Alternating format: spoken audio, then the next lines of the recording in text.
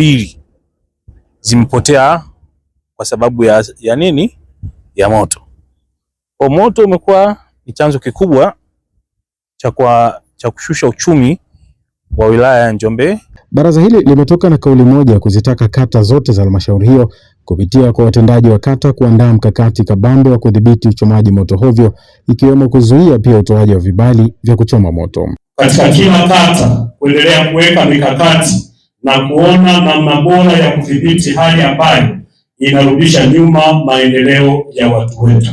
Na hapa itakumbuka Mheshimiwa Madiwani, halmashauri yetu ya wilaya ya Njombe kwa 60% uchumi wetu unategemea mazao ya misitu. Jambo hili tumelipokea kwa nguvu zote, tutakwenda kutoa elimu, lakini pia mkurugenzi wetu atatupea taarifa huko ili kusudi watu wote tuimbe wimbo mmoja. Wakati hatua hizo zikiendelea kuchukuliwa katika ngazi ya kata, halmashauri pia imehusiwa kuangalia utaratibu wa kutenga bajeti itakayosaidia kutekeleza mikakati ya kupambana na moto pale inapotokea ili kunusuru mazao ya misitu na kulinda uchumi wa wakazi wa Njombe. Dickson Kanyika, Star TV, Njombe. Wakati Njombe wakijiandaa kudhibiti moto huko Tanga, meneja mamlaka ya mapato Tanzania TRA mkoa wa Tanga Castro John amewatembelea wafanyabiashara walioathirika na ajali ya moto iliyotokea katika eneo la stendi ya Ngamiani kwa lengo la kuwapa pole na kuwashika mkono katika kurejesha shughuli zao za kibiashara.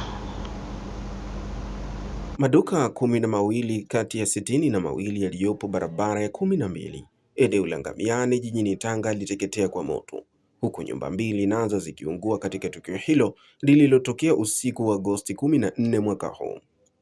Katika hatua ya kuwapa moyo waathirika hao, meneja TRA mkoa wa Tanga na watembelea wafanyabiashara hao akiwapa pole na kusisitiza umuhimu wa kuendelea kushirikiana katika kipindi hiki cha changamoto. Tunajua haya maduka yameungua, kwa hiyo lazima waanze ukarabati, pengine baadaye watatafuta pia na mtaji mwingine. Lakini tumesema sisi kama TRA mkoa wa Tanga tuje pia tuwape pa kuanzia. Kwa hiyo kuna kiasi pia tumewakabidhi waathirika wote ambao wamepata madhara ya moto ili walau pia wapate pale pa kuanzia. Kwa hiyo naamini inawezekana isikidhi lakini ikaanzia hapo. Lakini pia niseme sisi TRA wafanyabiashara ni familia yetu. Sisi ni kitu kimoja na wao. Kwa hiyo lolote ninaopata na sisi pia ni sehemu yao. Pia nitoe wito kwa taasisi zingine za binafsi na serikali. Hao ndugu zetu wamepata madhara makubwa sana.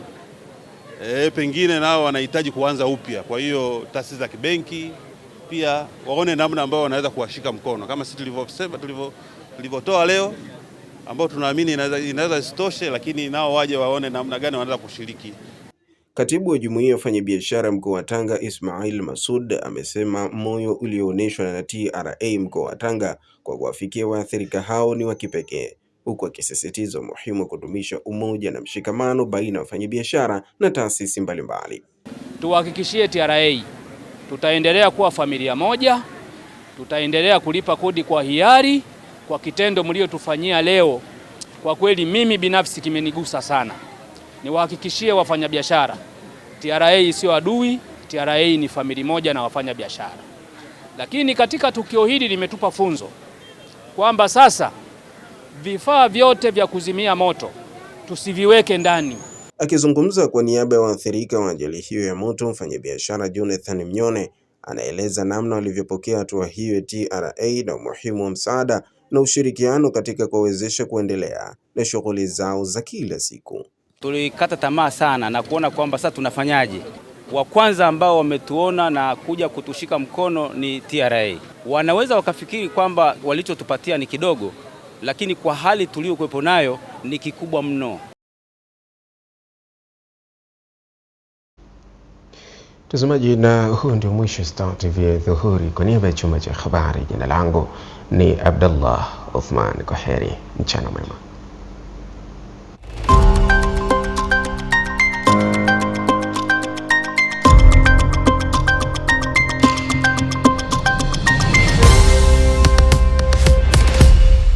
Kwenye kikao hiki zaidi ya ajenda 12 zimejadiliwa ikiwa